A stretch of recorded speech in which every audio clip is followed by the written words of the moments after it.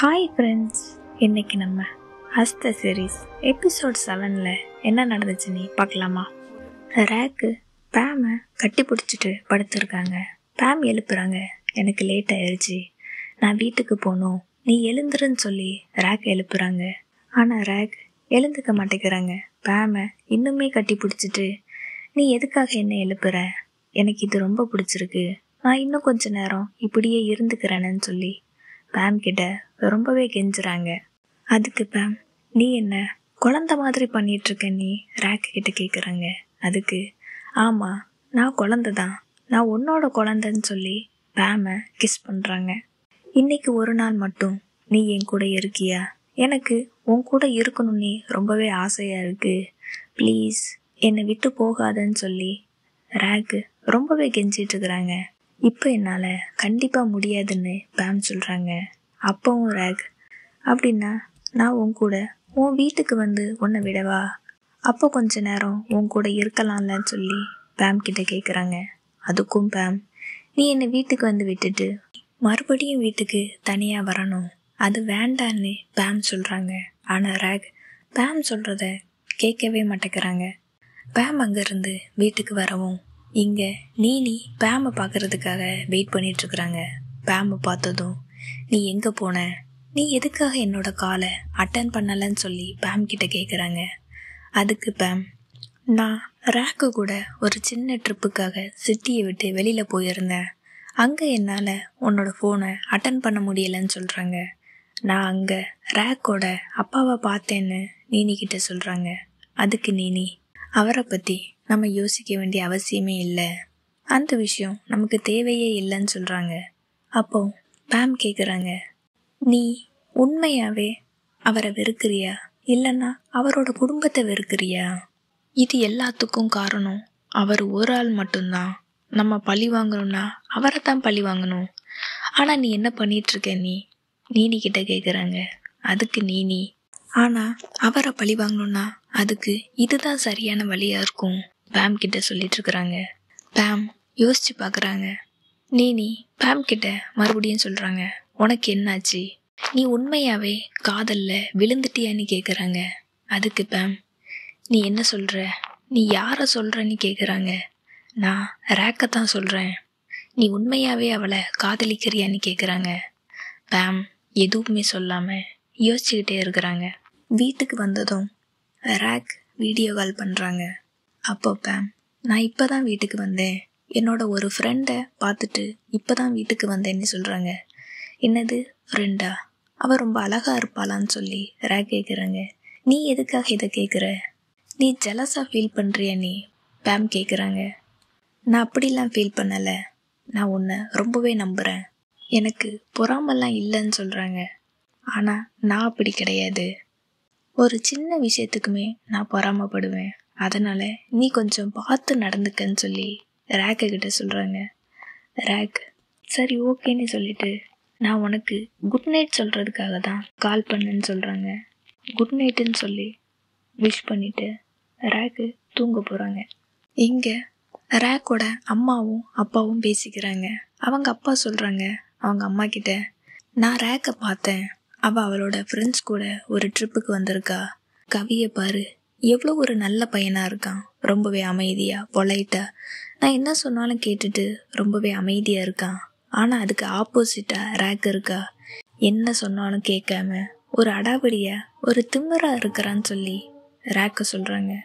அப்போ அவங்க அம்மா, நம்ம 2 பசங்களும் ஒரே மாதிரி கிடையாது, 2 பேருமே வேற வேற மாதிரி, நம்ம 2 பேரையுமே ஒரே மாதிரியாக ட்ரீட் பண்ணக்கூடாது, நீங்கள் கொஞ்சம் பொறுமையாக இருங்கன்னு அவங்க அம்மா சொல்கிறாங்க.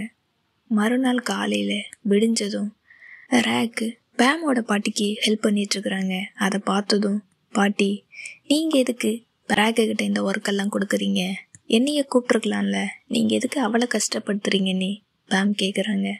அதுக்கு ரேக், நான் தான் வந்தேன், நான் எனக்கு பிடிச்சிதான் இது எல்லாத்தையுமே செஞ்சேன்னு சொல்கிறாங்க. அவங்க பாட்டியுமே ரேக்கு ரொம்பவே நல்ல பொண்ணுன்னு சொல்லிட்டுருக்குறாங்க.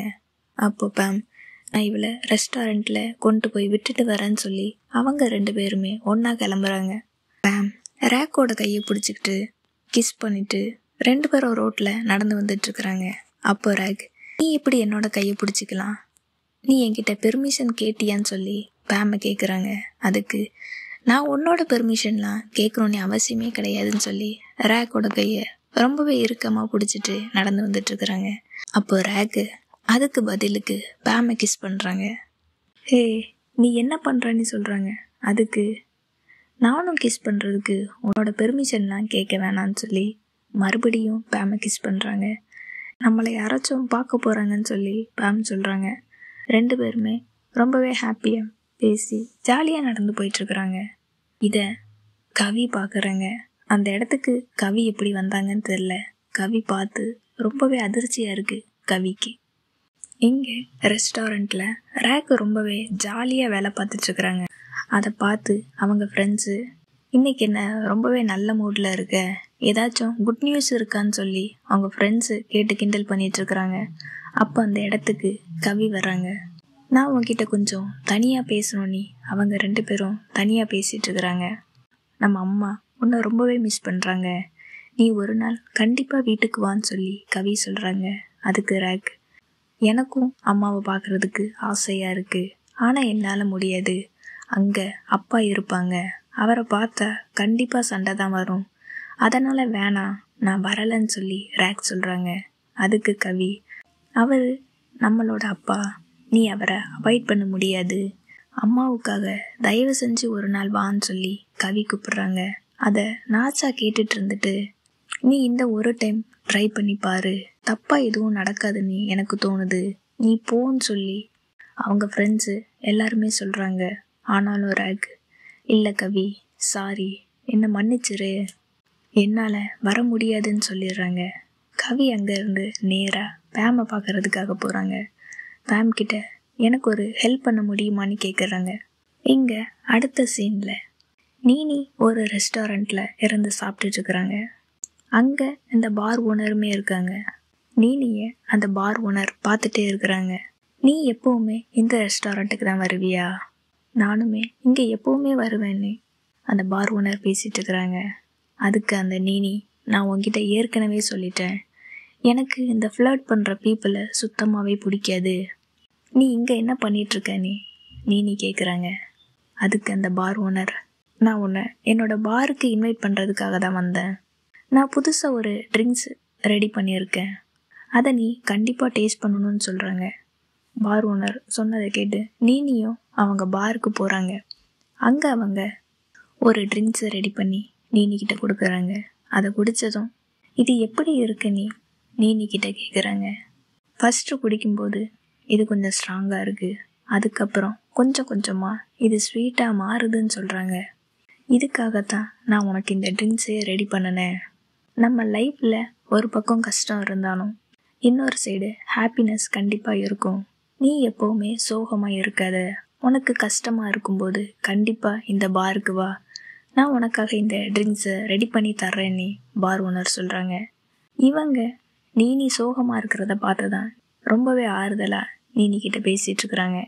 நீனிக்குமே கொஞ்சமே பெட்டராக அவங்களும் சிரிக்க ஆரம்பிக்கிறாங்க. இங்கே இன்னொரு பக்கம் ரேக்கு பேமுக்காக ஒரு வாட்டர் மெலன் எடுத்துகிட்டு வந்து பேமுக்கு ஊட்டி விடுறாங்க. பேமுக்கு ஊட்டி விட்டுட்டு அவங்க அப்படியே கிஸ் பண்ணுறாங்க. இப்போ இது இன்னுமே நல்லா ஸ்வீட்டாக இருக்குன்னு சொல்லி சாப்பிட்டுட்ருக்குறாங்க.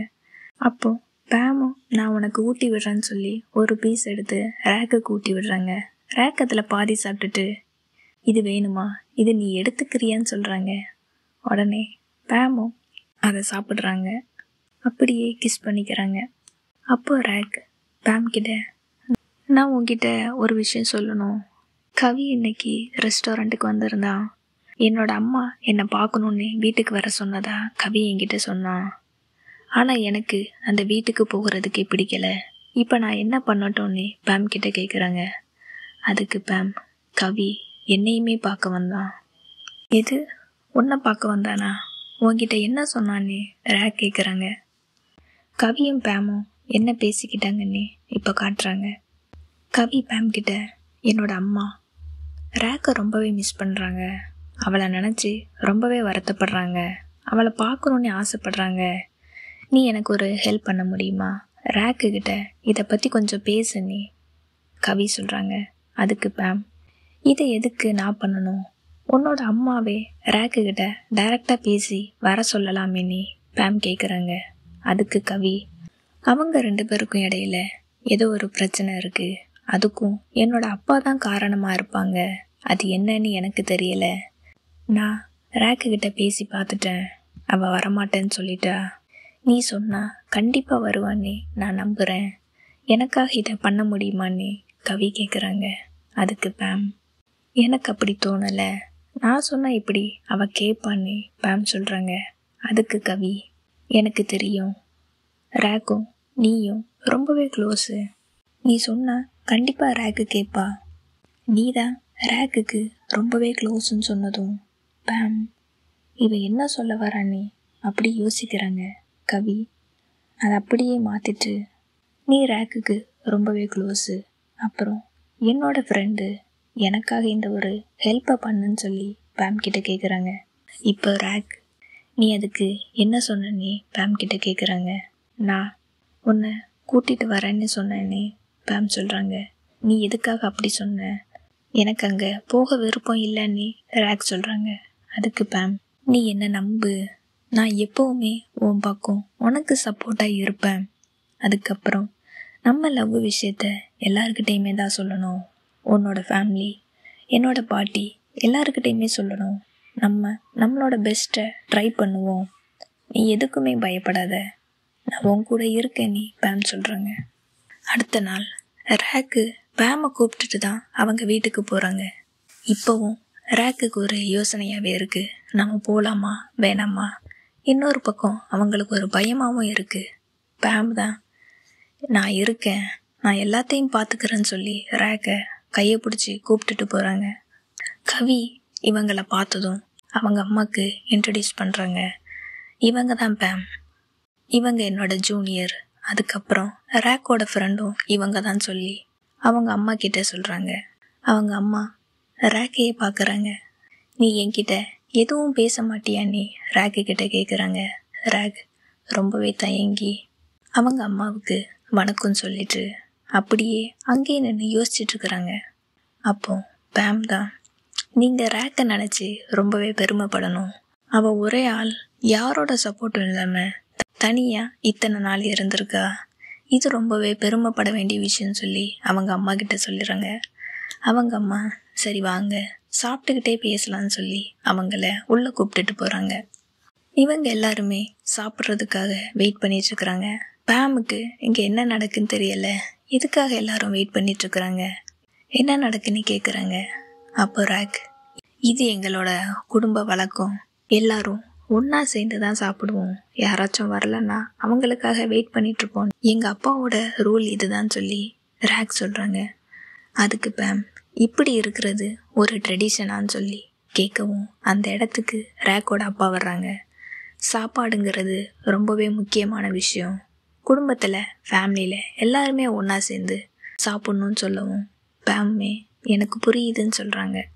அப்போ ரேக்கோட அப்பா பேம் கிட்ட, நீ தான் ரேக்கை கூப்பிட்டுட்டு வந்தியாமே, நீ என்ன ரேக்குக்கு அவ்வளோ க்ளோஸா, நீ என்ன பண்ணிகிட்ருக்க, உன்னோட ஃபேமிலியில் உள்ள எல்லாருமே என்ன பண்ணுறாங்கன்னு சொல்லி பேம் கிட்ட கேட்குறாங்க.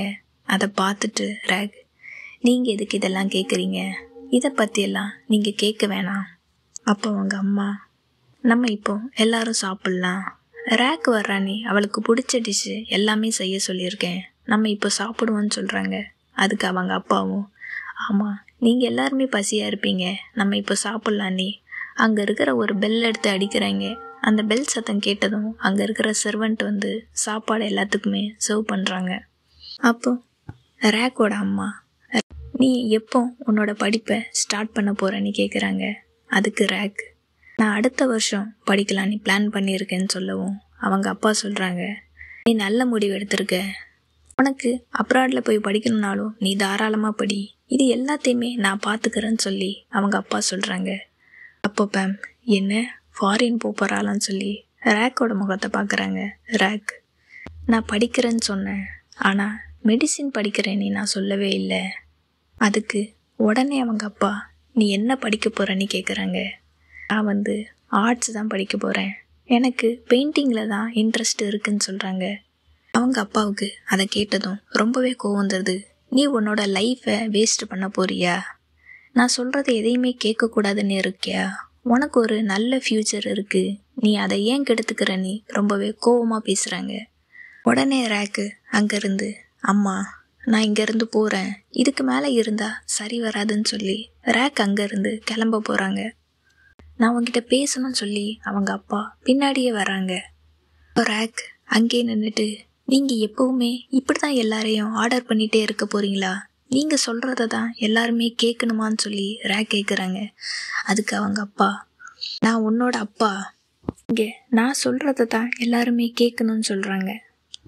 நீங்கள் சொல்கிறத தான் கேட்கணும்னு சொல்லி உங்களோட ஃபேமிலியை நீங்கள் ரொம்பவே கஷ்டப்படுத்துறீங்கன்னு ரேக் சொல்கிறாங்க. அதுக்கு அவங்க அப்பா இன்னுமே கோவப்பட்டு வாயை மூடுன்னு சொல்கிறாங்க. ரேக்குக்கு இன்னுமே கோவம் வந்துடுது. அவங்க அப்பா கிட்ட, உங்களுக்கு எப்படி நான் மெடிசின் படிக்கிறது அசிங்கமாகவும் வெக்கமாகவும் இருக்குதோ, அதே மாதிரி நீங்கள் என்னோட டீச்சர் கூட அஃபர் வச்சுக்கிறது நம்மளோட ரிலேட்டிவ் முன்னாடி எனக்கு ரொம்பவே அசிங்கமாக இருக்குன்னு எல்லாரும் முன்னாடியும் உண்மையை சொல்லிடுறாங்க.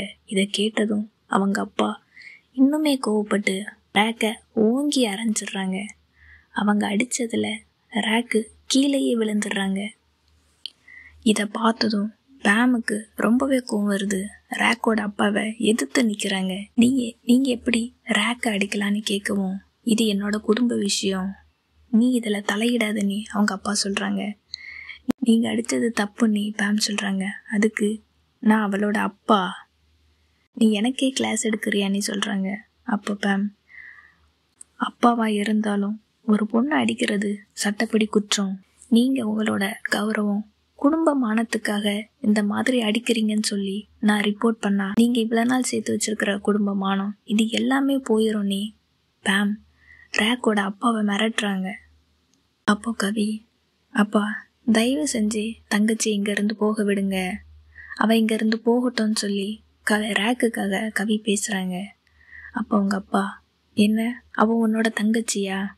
அவளுக்கும் இந்த குடும்பத்துக்கும் எந்த சம்பந்தமே இல்லை, என்னோட பொண்ணே இல்லை, நீ அப்படி பேசாத நீ சொல்கிறாங்க. அதுக்கு ரேக்கு, நான் இனி இங்கே வரப்போகிறதில்ல, உனக்கும் எனக்கும் எந்த சம்மந்தமே கிடையாது, இது நீங்கள் வாங்கி தந்த ஃபோன் தானே, இது எனக்கு வேணான்னு சொல்லி அந்த ஃபோனையுமே போட்டு உடச்சிட்றாங்க ரேக்கு. அவங்க அப்பா, இந்த நிமிஷத்துல இருந்து நீ என்னோட பொண்ணும் கிடையாது, நான் உன்னோட அப்பாவும் கிடையாது, நீங்கள் வரக்கூடாதுன்னு சொல்லி ரொம்பவே சத்தமாக ரொம்பவே கோவமாக கத்துறாங்க. ரேக் அங்கேருந்து அழுதுகிட்டே வெளியில் வராங்க. பேம் அவங்கள சப்போர்ட்டாக பிடிச்சிக்கிட்டு இருக்கேன், எல்லாத்தையுமே பார்த்துக்கிறேன்னு சொல்லி அவங்கள வீட்டுக்கு கூப்பிட்டுட்டு வராங்க. பேம் ரேக்கை வீட்டுக்கு கூப்பிட்டுட்டு வந்து, உனக்கு வலிக்குதான்னு சொல்லி அடிப்பட்ட இடத்துல ஆயில்மெண்ட் போட்டு விடுறாங்க. அதுக்கு ரேக்கு, உன்னோட கை பட்டதும் வலியெல்லாம் போயிருச்சுன்னு சொல்கிறாங்க. நீ எந்த மாதிரியான பொண்ணுன்னு சொல்லி பேம் சிரிக்கிறாங்க. அப்போ ரேக் யோசிச்சுட்டு ஒரு விஷயம் சொல்கிறாங்க. என்னோட அப்பா இனி அவருக்கும் எனக்கும் எந்த சம்மந்தமும் இல்லைன்னு சொல்லிட்டாரு, இனி என்னோட பேருக்கு பின்னாடி அவரோட பேரை நான் யூஸ் பண்ண மாட்டேன், அதுக்கு பதிலாக நான் வேறு யாரை நேமை யூஸ் பண்ணுறதுன்னு சொல்லி பேம் கிட்ட கேட்டு யோசிக்கிற மாதிரி அப்படி நடிக்கிறாங்க. அதுக்கு பேம், நீ என்னோட நேமை யூஸ் பண்ணணும்னா அதுக்கு ஃபஸ்ட்டு மேரேஜ் பண்ணணும்னு சொல்கிறாங்க. அப்போ நான் உன்னை மேரேஜ் பண்ணிக்கிட்டு உன்னோட நேமை நான் யூஸ் பண்ணிக்கவானே ரேக் கேட்குறாங்க. அப்போ பேம், நீ என்ன மேரேஜ் பண்ண போறியா, இது உண்மையானே பேம் கேட்குறாங்க. அப்போ ரேக்கு, நான் சொல்கிறத கேளு, என்னோட லைஃப்பில் கடைசி நாள் வரைக்கும் நான் உன் கூட இருக்கணும்னு ஆசைப்பட்றேன்னு ரேக் சொல்கிறாங்க. அப்போ உடனே பேமு ரேக்கோட கையில் ஒரு கிஸ் பண்ணிட்டு, இதுதான் என்னோட என்கேஜ்மெண்ட்டு ரிங்குன்னு சொல்கிறாங்க. ஒரு நாள் பணம் வரும்போது நான் உனக்கு கண்டிப்பாக ஒரு உண்மையான ரிங்கை போட்டு ப்ரப்போஸ் பண்ணுவேன்னு பேம் சொல்கிறாங்க. அதுக்கு ரேக் ஒரு கிஸ் பண்ணிவிட்டு, இந்த ரிங் எதுவுமே இல்லாமல் நான் உன்னை மேரேஜ் பண்ணிக்கிறேன்னு சொல்கிறாங்க. இந்த சீனெல்லாம் எங்கே இருந்து தான் கண்டுபிடிப்பாங்களோ தெரில, ஆனால் ரேக்கு அல்டிமேட்டுப்பா, பேம் கூட என்கேஜ்மெண்ட் பண்ணுறேன்னு சொன்னாங்க, ஆனால் ரேக்கு ஒரு கிஸ்ஸை கொடுத்து நான் உன்னை மேரேஜே பண்ணிட்டேன்னு சொல்கிறாங்க. அப்படி அவங்க 2 பேருமே ஹக் பண்ணிக்கிறாங்க. அதுக்கப்புறம் என்ன, என்கேஜ்மெண்ட் ஆயிடுச்சு, மேரேஜ் ஆயிடுச்சு. இனி நம்ம கிளம்ப வேண்டியதுதான். இதோட பேலன்ஸ் எபிசோடை நம்ம நாளைக்கு பார்க்கலாம். தேங்க்யூ.